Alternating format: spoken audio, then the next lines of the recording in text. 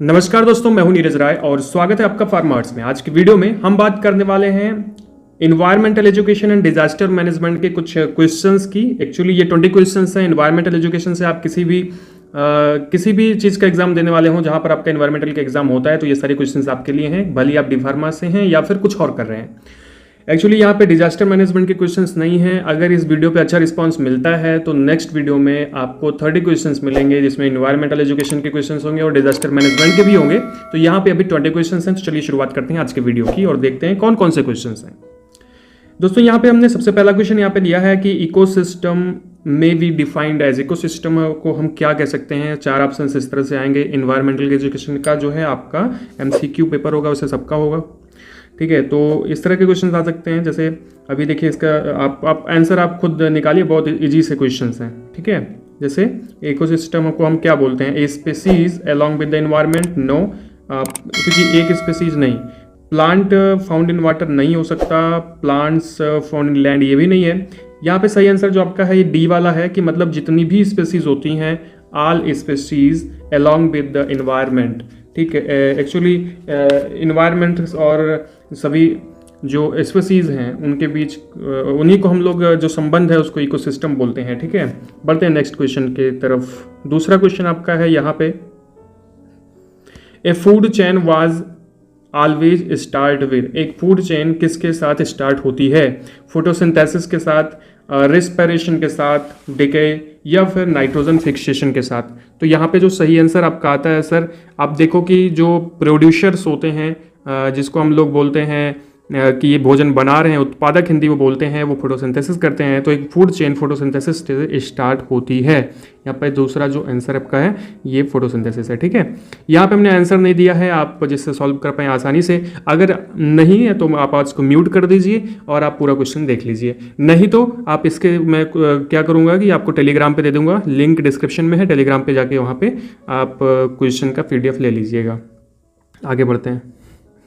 अगला क्वेश्चन है कि primary consumers are. Primary consumers इसमें से कौन से हैं? तो जो ग्रीन प्लांट्स होते हैं, हर्बीवोरस होते हैं, कार्निवोरस होते हैं, या ऑल ऑफ अबव, इसमें से कौन सा जो है वो प्राइमरी कंज्यूमर है? आप सोच के बताओ। अगर आप सोचोगे, बहुत आसान सा है, 12th वाले टाइप का है कुछ। तो यहाँ पे जो सही आंसर है वो क्या है? Green plant. ग्रीन प्लांट जो होते हैं वो एक प्रकार से प्राइमरी कंज्यूमर होते हैं, जो कि भोजन का निर्माण करते हैं। आगे बढ़ते हैं। अगला क्वेश्चन आपका है कि non biological nitrogen fixation is. यहाँ पे नॉन बायोलॉजिकल जो नाइट्रोजन फिक्सेशन होता है वो एग्जांपल आप देखिए इसमें से कौन सा है। तो ऑप्शंस देखेंगे तो यहाँ पे जो सही आंसर आपको मिलेगा वो कौन सा मिल सकता है, आप सोच लीजिए, मैं बताता हूँ आपको। यहाँ पे जो सही आंसर है वो है इलेक्ट्रोकेमिकल और फोटोकेमिकल। जो नाइट्रोजन फिक्सेशन होता है ये नॉन बायोलॉजिकल होता है, एक्चुअली केमिकल होता है, ठीक है, और फोटोकेमिकल होता है। तो इसलिए ये एक नॉन बायोलॉजिकल नाइट्रोजन फिक्सेशन होता है। अगला क्वेश्चन है कि national forest policy initiated in, मतलब ये कब प्रतिपादित की गई, कब बनाई गई? तो इसका जो सही आंसर आपका है वो है 1988। एक्चुअली ये जो थी जो आपकी नेशनल फॉरेस्ट पॉलिसी थी वो 1988 में बनाई गई थी। ओके, आगे बढ़ते हैं। अगला क्वेश्चन आपका आता है यहाँ पे, soil erosion can be prevented by. Soil erosion का मतलब भूमि का क्षरण जो होता है उसको कैसे रोक सकते हैं? डिफॉरेस्टेशन से, एफॉरेस्टेशन से, ओवरग्रेजिंग से, वेजिटेशन के रिमूवल से। बहुत आसान है। डिफॉरेस्टेशन से इरोजन बढ़ता है, ओवर ग्रेजिंग करवा देंगे ज़्यादा, ठीक है, तब भी सॉइल इरोजन होता है। वेजिटेशन का रिमूवल कर देंगे तब भी इरोजन होगा। तो यहाँ पे सही है एफॉरेस्टेशन। कहने का मतलब फॉरेस्ट लगा दीजिए, फॉरेस्ट बना दीजिए तो सॉइल इरोजन रुक जाएगा। तो यहाँ पे सही आंसर आता है आपका एफॉरेस्टेशन। अगला क्वेश्चन है soil salinity. Soil salinity is measured by. Soil salinity को हम किससे मेजर करते हैं? तो मैं ऑप्शंस नहीं पढ़ता हूँ क्योंकि वीडियो लंबा हो जाएगा, जल्दी जल्दी बता देता हूँ आपको। सही आंसर यहाँ पे आता है कंडक्टिविटी मीटर जो होता है, उससे हम सॉइल की सैलिनिटी को मेजर करते हैं। अगला क्वेश्चन है आपका नॉन कन्वेंशनल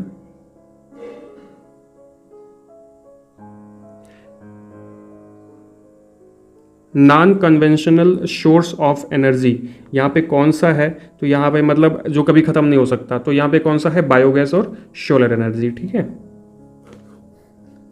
अगला क्वेश्चन यहाँ पे आता है कि wild life act was actually जो वाइल्ड लाइफ एक्ट 1972 था, 1972 था, वो पहली बार कब उसको अमेंड किया गया? तो यहाँ पे सही आंसर जो आपका आता है वो कौन सा है, आप जल्दी से बताएं। अगर आप देखें तो यहाँ पे जो सही आंसर आपको है वो मिलेगा 1991 में। ठीक है, 1991 में पहली बार उसे अमेंड किया गया था। अगला क्वेश्चन यहाँ पे आता है Chipko movement was launched for protection of. Chipko आंदोलन किसके लिए बनाया गया था, किसको बचाने के लिए बनाया गया था? तो फॉरेस्ट को बचाने के लिए, पेड़ से चिपक जाते थे लोग, ठीक है, तो फॉरेस्ट को बचाने के लिए उपयोग में मतलब वो बना था। अगला आपका क्वेश्चन है यहाँ पे कि smoke is produced due to. Smoke जो होता है वो कैसे बनता है? तो सही आंसर आपका क्या है यहाँ पे? सही आंसर है स्मोक और फॉग से स्मोक बनता है। ठीक है, अगला question, huge quantity of the sewage is dumped in the river. River के अंदर में बहुत सारे कूड़ा करकट को डाल दिया गया, तो बीओडी पर क्या असर पड़ेगा? इंक्रीज होगी, डिक्रीज होगी, स्लाइटली डिक्रीज होगी या अनचेंज रहेगी?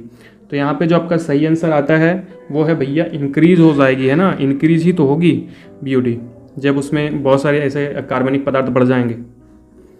अगला क्वेश्चन यहाँ पे है the air prevention and control of pollution act came into force in. Air मतलब एयर पॉल्यूशन का जो प्रिवेंशन एंड कंट्रोल एक्ट था वो कब फोर्स में आया था, कब?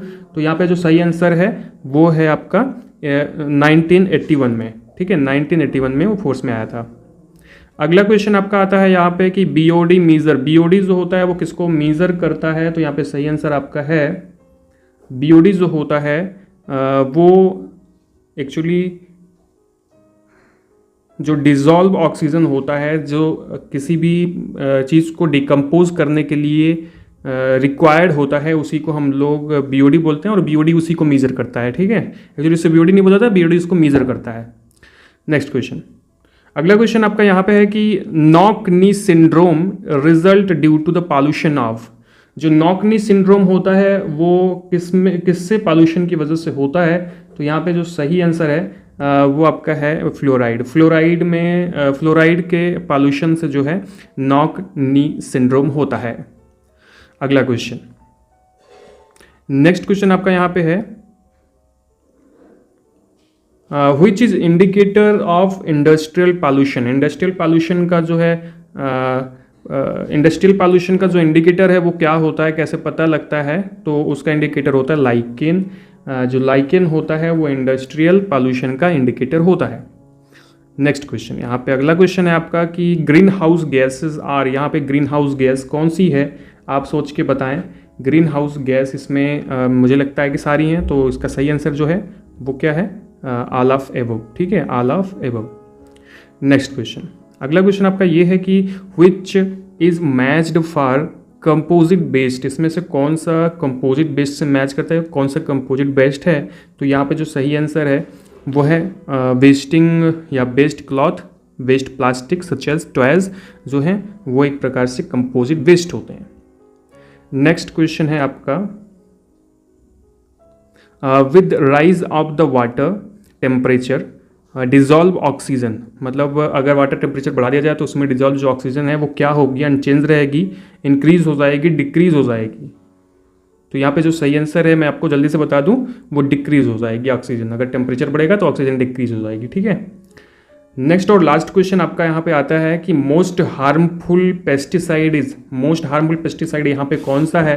तो यहाँ पे जो सही आंसर आपका आता है वो है, जल्दी से मैं बता देता हूँ, आप देख लीजिएगा, डीडीटी। ठीक है, डीडीटी आपका सही आंसर है। डीडीटी सबसे इसमें से सबसे हार्मफुल पेस्टिसाइड है। दोस्तों ये था आज का वीडियो जिसमें हमने आपको बताया कुछ क्वेश्चंस जो कि इन्वायरमेंटल एजुकेशन से थे।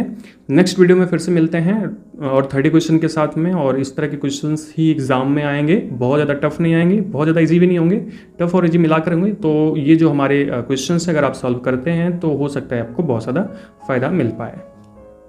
पूरा वीडियो देखने के लिए बहुत बहुत धन्यवाद। अगर आपने अभी तक चैनल को सब्सक्राइब नहीं किया है तो चैनल को सब्सक्राइब कर दीजिएगा, हमें इंस्टाग्राम पे भी फॉलो कर लीजिएगा।